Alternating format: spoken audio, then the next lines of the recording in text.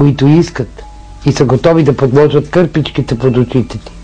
Но има и такъв човек в България, който няма да даде да те чут, да ги бършат другите. Пак ти казвам, сине, няма лош човек. Зависи коя страница от живота му отвориш.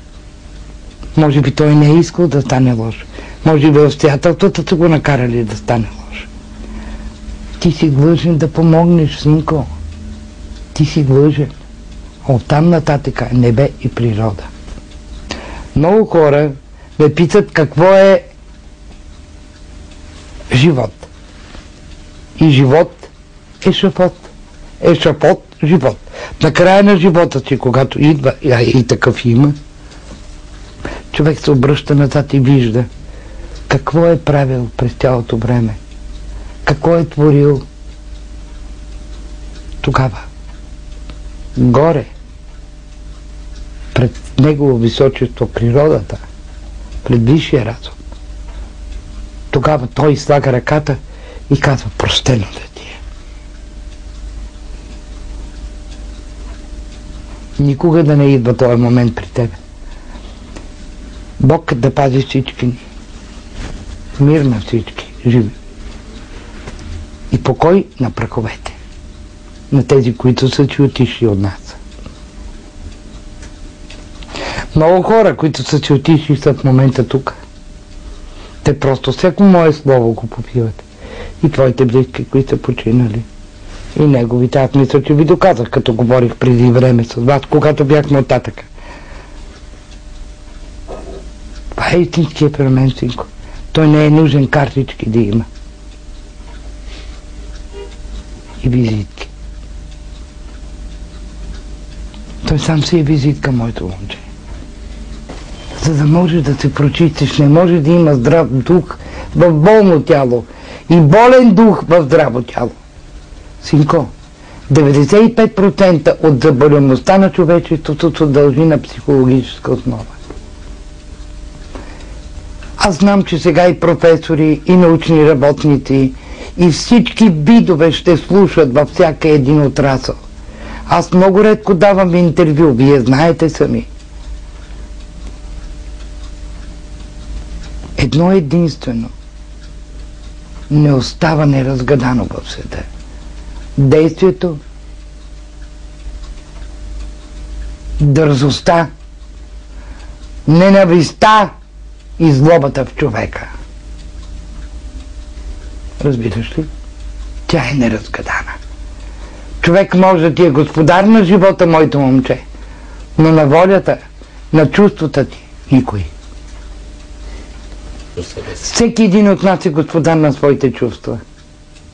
Зависи, ако той ги е пропилял, ето така, като пясъка, как отбява вятъра. С трън да влачиш, няма какво да закачиш в него. Ако този човек е съхранил своето духовно и душевно равновесие, което много трудно трябва да се съчита. Представи си един пясъчен часовник, синко. Времето върви.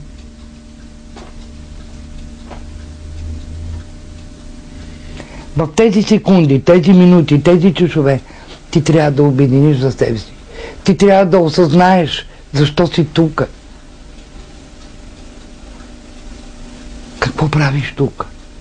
Не ти ли се е случвало, синко, че преди малко време назад ми зададе въпроса за прераждане?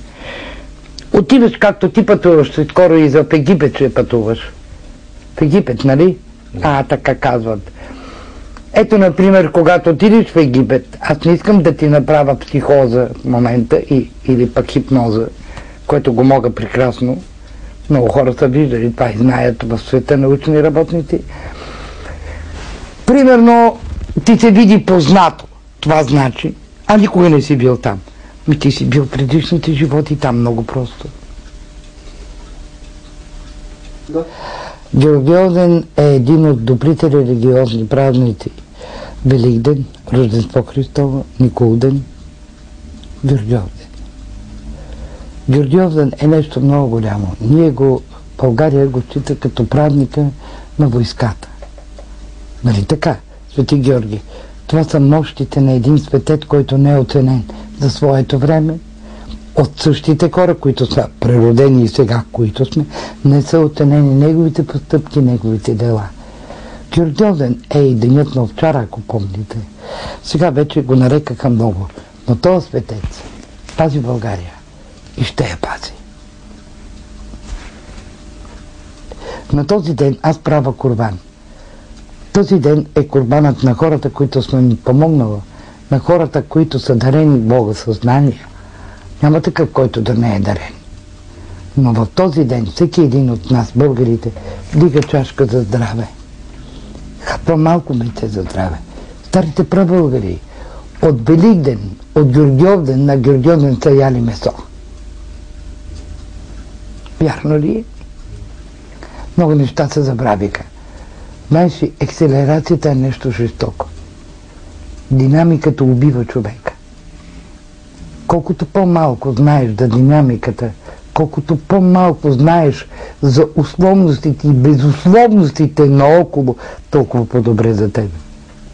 Толкова по-дълго ще можеш да разсъждаваш, да решаваш, не да унищожаваш, а да възродяваш.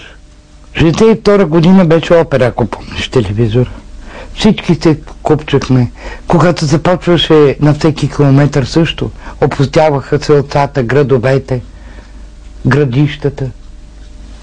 Телевизията, това е средство, с което човек просто се или отпочива, или релаксира. Но телевизията е тази, която носи и доброто, и злото. Всичко зависи как ще му се преподнесе на човек. Има много добри кадри, има много добри същества, които работят там, но не им се дава възможност, защото стария кокъл гложи.